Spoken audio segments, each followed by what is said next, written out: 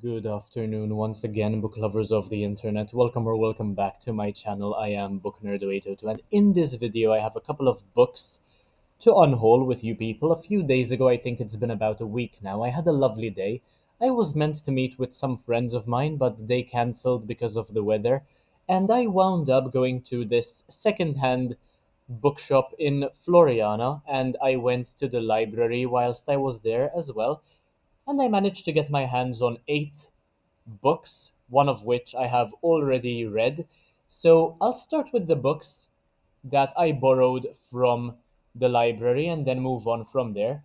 The first 3 books you probably know if you watched my previous video, um, or the one before that rather. Scott Pilgrim Volume 4 being the first one, Volume 5 being the second one. Pretty sure that is Ramona on the cover over there. This is what the back looks like, and the spine as well. Pretty good condition considering that they've been borrowed so many times. And this is volume 6, the thickest one in the series, and the final volume as well. Volume 5 is called Scott Pilgrim versus the Universe. Volume 6 is called Scott Pilgrim's Finest Hour. Pretty cool concept. I will be reviewing these on my channel very soon. Scott Pilgrim is this guy basically who just wishes to make his relationship work, and he has to defeat his romantic interests 7 exes in a battle, basically, in order to stay with her. And I just found a note in the 6th volume which I hadn't noticed before. If you like this comic and you're between the age of 12 to 17, hook me up on Tumblr at ask. I'm not quite sure what that is meant to be. Okay, I'm not going to say that anyway. I need friends who like this comic, this genre. Okay, lovely to know. I guess I will definitely not be doing that. This was written on the 18th of May of 2024. Pretty interesting when you find these notes or messages in any book. And the last book I borrowed from the library is this one by C.J. Tudor, The Taking of Annie Torn. Of course, she is the author of The Chalkman as well, which I really enjoyed. So I went to the library hoping to find a copy of Project Hail Mary by Andy Weir to borrow, and I didn't. But when I laid eyes on this copy, on this book by C.J. Tudor, who is an author I like quite a lot, I decided to borrow it instead. And I can only borrow 4 books at a time. I do not have permission to borrow more, so this was my last option. So basically we have Den. One night my little sister went missing. There were searches, appeals, everyone thought the worst. And then miraculously she came back. She couldn't or wouldn't say what had happened, but she wasn't the same afterwards. She wasn't my Annie. Sometimes my own little sister scared me to death. Now the email arrives in my inbox. I know what happened to your sister. It's happening again. And apparently Tudor is said to be Britain's female Stephen King. And it is also written in a similar way to The Chalkman. Um, since we have the past and the present intertwining, apparently. Very clever way of writing a story, I think. Um, but the Chalkman apparently is more defined. This one is more of a chapter book rather than a mix between the past and the present. But anyway, I look forward to reading more by the author of the Chalkman. Next, we have a book, well, 2 books rather, by the same author, China Mieville.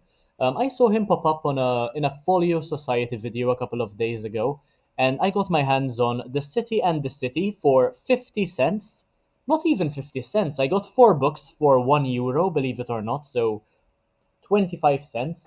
And I already have a copy of this, more of a new copy of The City and the City. I know all about China Mieville because of the book he wrote with Keanu Reeves, who is one of my favorite actors of all time, The Book of Elsewhere.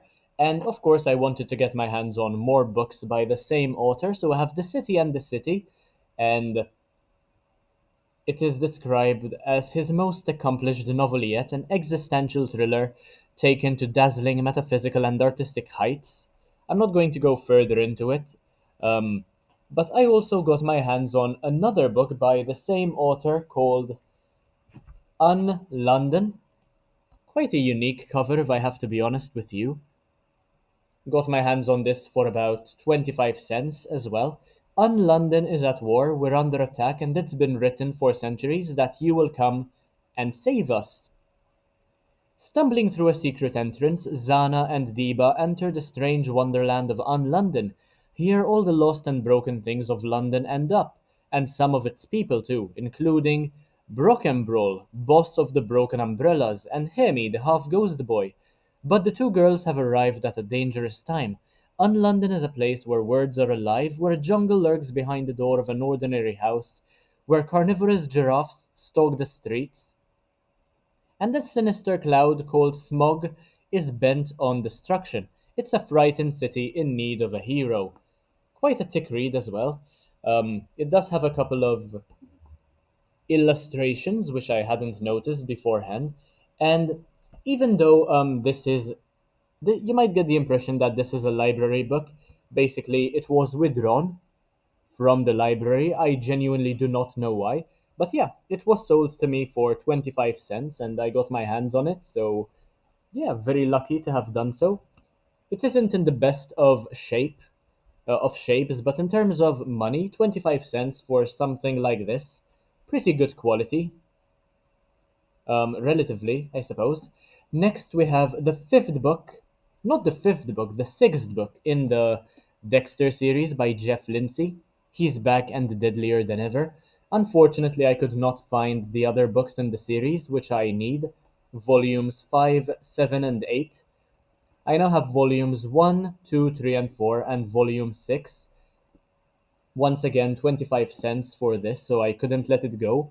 And then in pretty decent shape as well. I am a massive fan of Jeff Lindsay's work, and Dexter's character, I find him to be very, very relatable, as a matter of fact. And finally, the last book I have to show you in this video is a copy of The Perks of Being a Wallflower by Stephen Chbosky, perhaps one of my favorite books of all time. I am a big fan of Stephen Chbosky's work.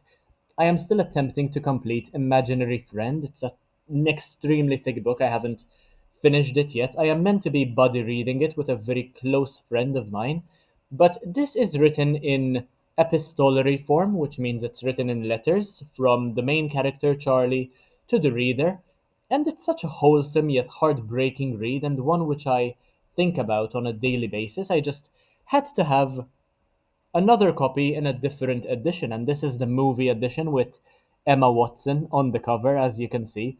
And I'm pretty sure I understand the other guy as well. Yeah, Ezra Miller, quite familiar with that guy. He's changed a lot, unfortunately, but yeah, perhaps I will give this a reread because it's been a long time since I last read it, and it will remain one of my favorite books of all time. But in either case, those were the 8 books I wanted to show you. Yet another April book haul for you people to enjoy.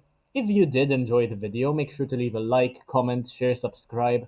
Take a look at the rest of my content because why not? It's absolutely amazing. And I will see you in the next one, hopefully very, very soon. Thank you all for watching and bye guys.